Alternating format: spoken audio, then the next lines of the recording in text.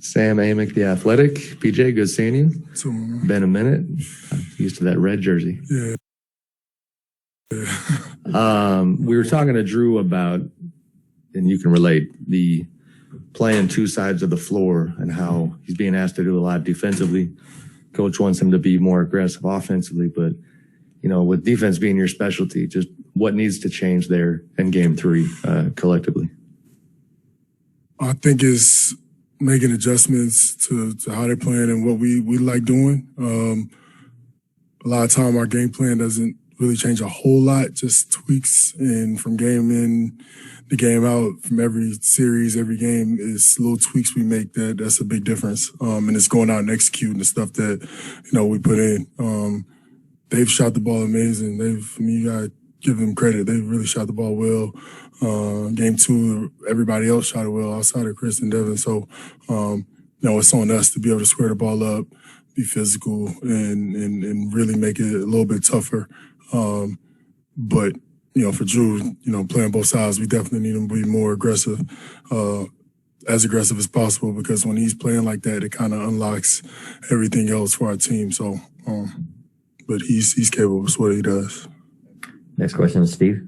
Steve McGargy, Associated Press. I'm just wondering, how much are y'all using the second round experience, being down 0-2 against Brooklyn, coming back? Is that something you draw upon now, or is it two totally separate things? Yeah, I don't even, like, that's so far behind. It's like, it's like, I don't know. You don't really draw anything from that because it's not the same series, different players, different teams.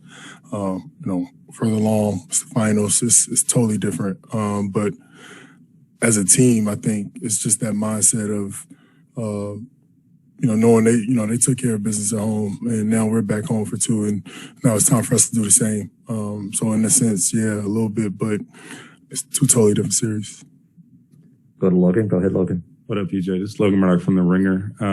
You've known Chris Paul for a long time now. What's the mindset you have to have? What's the difference in mindset when you're his teammate versus when you're going up against him with how much he demands? I don't know. Honestly, I think it's like that with all players, right? We all played each other forever, knowing each other. It's using experiences as players, knowing what guys like and, you know, what they, you know, their mindset going into games and what they're doing and what they're telling those guys, and being able to prepare your team and being able to be like, you know, this is what they're doing, this is what they looking at, this is how they're going to attack and do this and that. So, for me, I think it's just the experience of being an NBA player, knowing guys, period. When you were his teammate, you know, obviously he has very high expectations, you know, of his teammates. How do you not necessarily live up to that, but make sure you working hard enough to hold up your end when you are his teammate? I think it's the same as playing with Giannis. Giannis has very high expectations of everybody. Everybody should have the same high expectations. Like, it's no one more than the other. All, you know, star players, guys, they needed their role guys to do their job. They need me to play defense. They need me to knock down corner shots. They need to be, like, to be aggressive, to be a leader, to talk. Like, all that stuff goes into being a champion on all levels, no matter what team you're on, you know what I'm saying? So I think it's all the same. Back to Sam. PJ, you and I years ago talked about the idea that because you've kind of been to the edge of the NBA life when in Phoenix, you even thought about hanging them up, and the idea that you only want to do this at this kind of a level. When you're in Houston and your future's uncertain and you have a voice when it comes to where you might land next, what was the perspective on this group? What were the relationships with the people here that might have played a part? And just why did you feel good about getting sent out here? 15 years, knowing me, knowing guys that have been here, everybody pointing this direction. It just made sense. It was perfect. We knew it was perfect from the beginning. So to say I've seen this is kind of an understatement, because this is what we talk about even while I was in Houston getting ready to leave. Me and my team, just knowing that, you know, this was the landing spot, and that if I came here, we'd get a chance to be here where I'm in right now. So, yeah. We'll go to Zoom for a couple questions. Go ahead, please.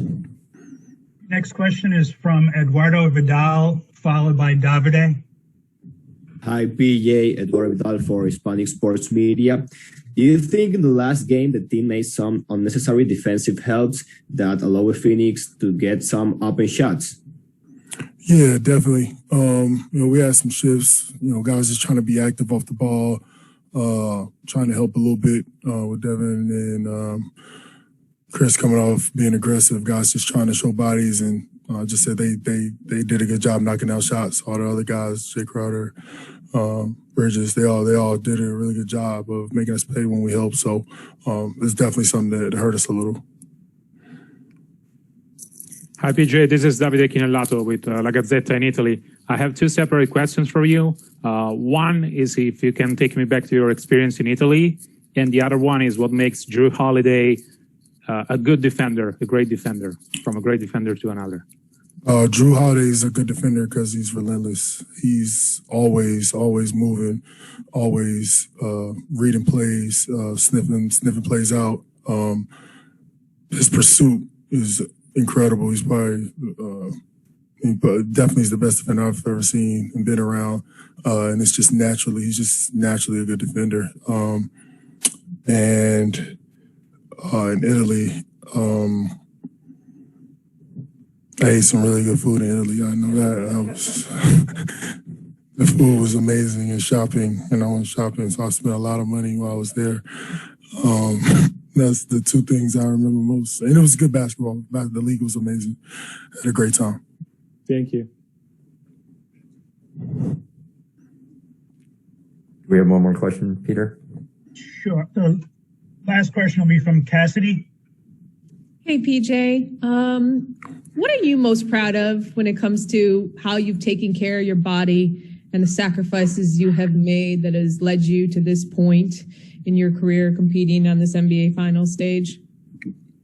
That's funny. That's an interesting question because that's like so many people said I couldn't play the way I played for long.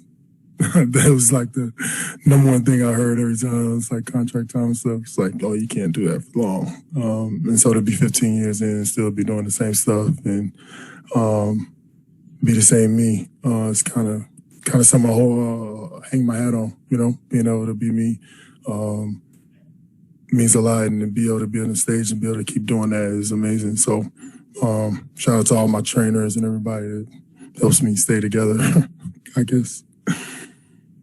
More questions in the room? No? Okay, thanks, PJ. Thanks.